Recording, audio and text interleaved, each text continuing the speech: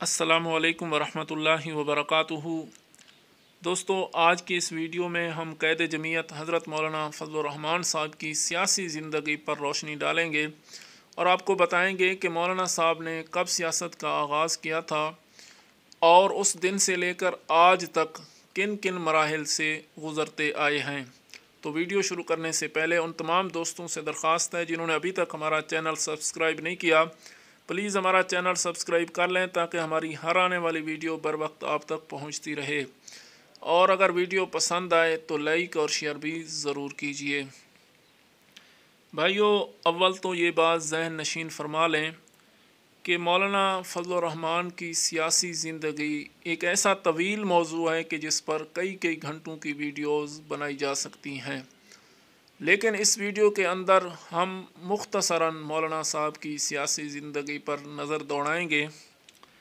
याद रखिए कि मौलाना फ़ज़लुर रहमान साहब ने अपने वालिद मोहतरम मुफ्ती महमूद साहब की वफ़ात के बाद 27 साल की उम्र में 1980 में जमीयत उलमा इस्लाम के सेक्रेटरी जनरल के तौर पर अपने सियासी कैरियर का आगाज़ किया था।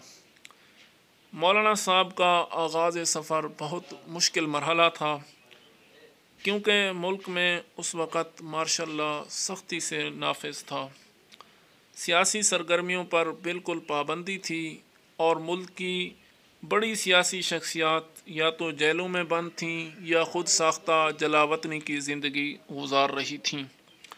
और ऊपर से मौलाना साहब पर अपने वालिद मोहतरम का साया भी नहीं था, क्योंकि मुफ्ती साहब भी इस दुनिया फ़ानी से जा चुके थे। अब अगला सवाल कि मौलाना साहब अपने सियासी कैरियर में कब पार्लिमान में पहुँचे और किस इलेक्शन में मौलाना साहब ने शिकस्त खाई, उसका जवाब ढूंढते हैं। तो याद रखिए कि मौलाना साहब पहली बार 1988 में DI खान की नशिस्त से रुकने कौमी असम्बली मुंतखब होकर अपनी पार्लिमानी ज़िंदगी का आगाज़ करते हैं।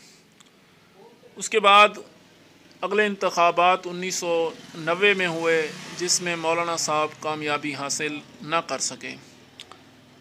फिर 1993 के इंतखाबात में मौलाना साहब दूसरी मरतबा डेरा इस्माइल ख़ान की नशिस्त से कामयाब हुए और आपको कौमी असम्बली में कायमा कमेटी बराए ख़ारजा उमूर का चेयरमैन मुकर्रर किया गया।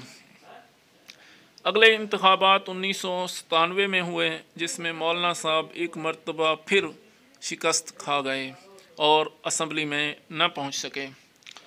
97 के इंतखाबात के बाद अगले आम इंतखाबात 2002 में हुए, जिसमें मौलाना साहब ने कामयाबी हासिल की और असम्बली में पहुंचकर वज़ारत उज़्मा के उम्मीदवार भी बने।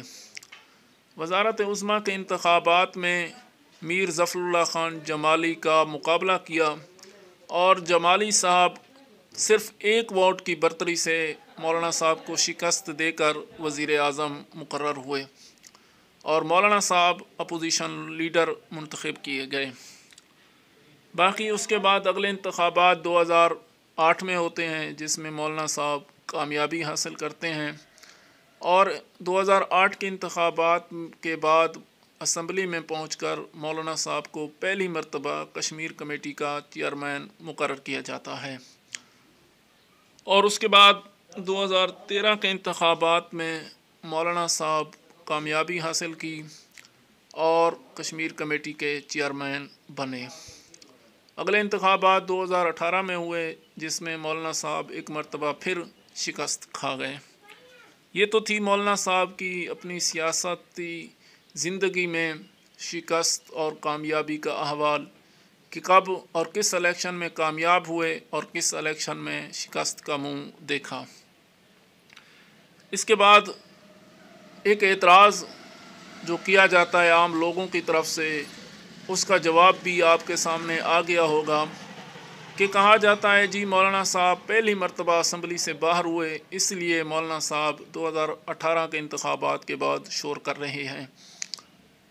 तो इस सारी तफसील के बाद आपने सुन लिया कि मौलाना साहब असम्बली से इस मरतबा पहली मरतबा बाहर नहीं हुए, بلکہ اس سے قبل 1990 کے انتخابات میں بھی مولانا صاحب شکست کھا گئے تھے۔ 97 کے انتخابات میں بھی مولانا صاحب اسمبلی میں نہ پہنچ سکے تھے، اور اب 2018 کے انتخابات یہ تیسری مرتبہ مولانا صاحب اسمبلی سے باہر ہو رہے ہیں۔ یہ کوئی پہلا موقع نہیں ہے، اس لیے یہ اعتراض بالکل فضول اور بے جا ہے۔